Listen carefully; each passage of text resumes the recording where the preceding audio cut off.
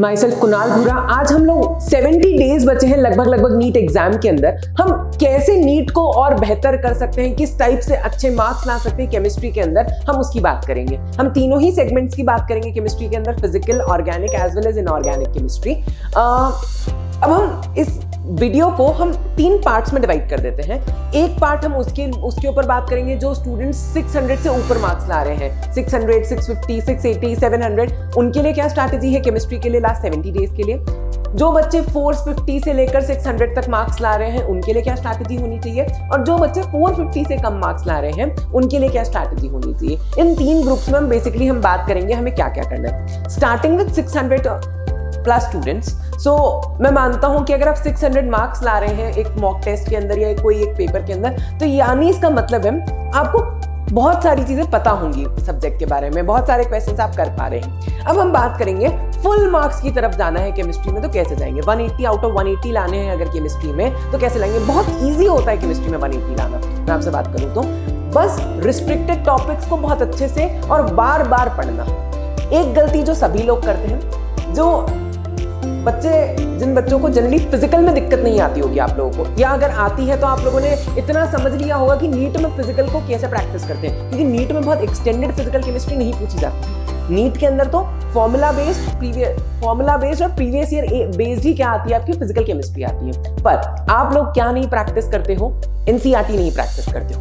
याद रखना, physical chemistry के जो सॉल्व्ड एग्जाम्पल है वो तो बिल्कुल अच्छे से याद करके जाना, क्योंकि वो उनमें से एक आधा क्वेश्चन तो आएगा ही आएगा, और हो सकता है सारे क्वेश्चन भी उन्हीं से आ जाए। मैं आपको बात करूंगा 2021 की नीट के पेपर की। उस साल एक क्वेश्चन आया था ऑल इंडिया रेडियो स्टेशन से रिलेटेड। उस क्वेश्चन में क्या ऑप्शन दिए थे उन्होंने, 219.3 और 219.4। अब इतना कैलकुलेशन एग्जाम में जाके कर पाना इम्पॉसिबल है, इम्पॉसिबल, और वो भी सिग्निफिकेंट फिगर का लॉ लगा के आंसर दिया था उन्होंने। तो एग्जाम के प्रेशर के अंदर उसे सही करना बहुत मुश्किल हो जाता है।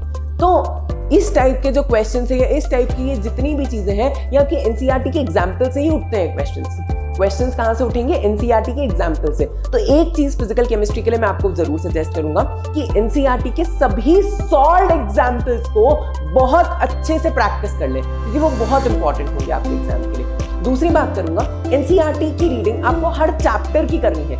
Either it is physical, either it is organic, either it is inorganic. Organic inorganic तो सभी पढ़ते हैं एनसीईआरटी से, फिजिकल केमिस्ट्री की भी एनसीईआरटी पढ़नी है। अगर आप लोग देखेंगे तो फिजिकल केमिस्ट्री की एनसीईआरटी में बहुत सारे ऐसे फैक्ट्स लिखे हैं जिसमें आराम से क्वेश्चन बन सकता है। एक एग्जांपल दूंगा मैं आपको।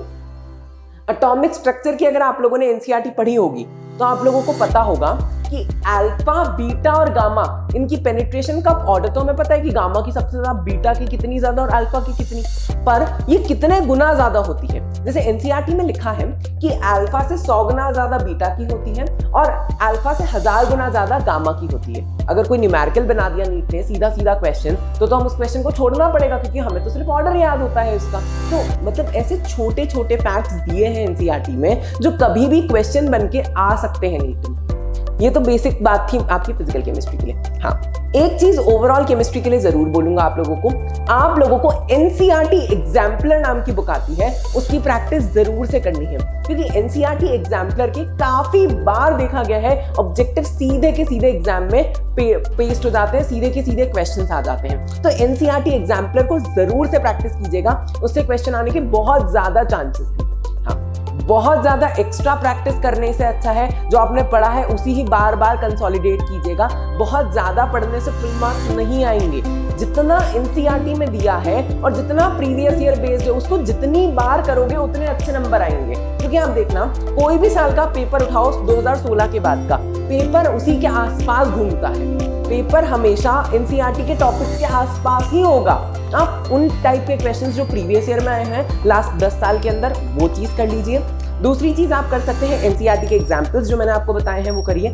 अगर आपके पास फिर भी टाइम बच रहा है तो बैक एक्सरसाइजेस के जो क्वेश्चन है एनसीईआरटी के वो भी कर लीजिए आप फिजिकल केमिस्ट्री के अंदर। इससे ज्यादा और कोई रिक्वायरमेंट नहीं है फिजिकल में कुछ भी करने की। फिजिकल में मैंने आपको बताया आपको प्रीवियस ईयर आने चाहिए। दूसरी चीज जो आपको आनी चाहिए वो एनसीईआरटी एग्जाम्पलर आनी चाहिए। तीसरा आना चाहिए आपको एनसीईआरटी के सॉल्व्ड एग्जाम्पल, और चौथा अगर आपके पास 3 स्टेप हो गई हैं आपकी, तो चौथा है एनसीईआरटी के बैक एक्सरसाइजेस, ठीक है। एनसीईआरटी की रीडिंग सभी सेगमेंट्स की इंपॉर्टेंट है, whether it is physical, whether it is organic, whether it is inorganic, ठीक है।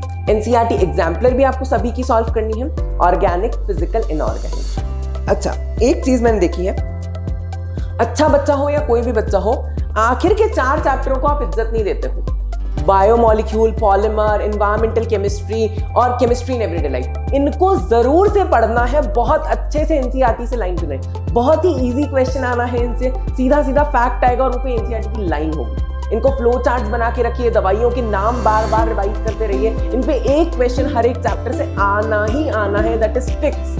4 क्वेश्चन आएंगे ही आएंगे, ठीक है। ऑर्गेनिक में भी नेम रिएक्शंस और जितनी भी एनसीईआरटी की रिएक्शंस उन्हें बहुत अच्छे से पढ़िए। इनऑर्गेनिक में भी बार बार एनसीईआरटी को ही रिवाइज करते जाइए, स्पेशली ब्लॉक केमिस्ट्रीज और मेटलर्जी के अंदर बात करूंगा, या आपका इनऑर्गेनिक का जो थ्योरेटिकल पोर्शन है उसमें बार बार एनसीईआरटी को रिवाइज कीजिए। एप्लीकेशन पोर्शन जरूर से पढ़िए, जैसे कोऑर्डिनेशन में आपके अंदर दिए हुए हैं काफी सारे एप्लीकेशन पॉइंट, उन्हें जरूर से याद करके जाइएगा, उन पे क्वेश्चन आता है। हाँ, एनसीईआरटी के अंदर जो प्रैक्टिस के एग्जाम्पल दिए हैं इनऑर्गेनिक में भी, फॉर एग्जाम्पल नॉमेनक्लेचर के दिए हुए हैं या वीबीटी के दिए हुए हैं, उनकी प्रैक्टिस करिएगा, क्योंकि सीधा क्वेश्चन आता है। जैसे 22 का जो पेपर आया था नीट 2022 का, उसमें जो नेमिंग आई थी AgCN2 AgNH3 होल ट्वाइस, वो भी कहां से आई थी? आपकी सीधी एनसीईआरटी से ही आई थी। तो आपको ये चीजों की प्रैक्टिस करनी है। अगर आप इतना करेंगे तो बहुत अच्छे चांसेस आप 170 के ऊपर मार्क्स लाएंगे। बहुत ही कोई एक आधा क्वेश्चन जो डाइसी होगा, वहां तो देखिए 1-2 क्वेश्चन तो आपको हमेशा रिस्क में लेके जाने पड़ेंगे, जो डाइसी होते हैं, एग्जामिनर के परसेप्शन पे बैठेंगे, पर उसमें भी आपके पास नॉलेज होगा क्वेश्चन का। तो यही बात है आपकी 600 से जो बच्चे ऊपर ला रहे हैं, बस that's enough for you. Bar bar papers दीजिए, मॉक टेस्ट दीजिए, दैट्स ऑल।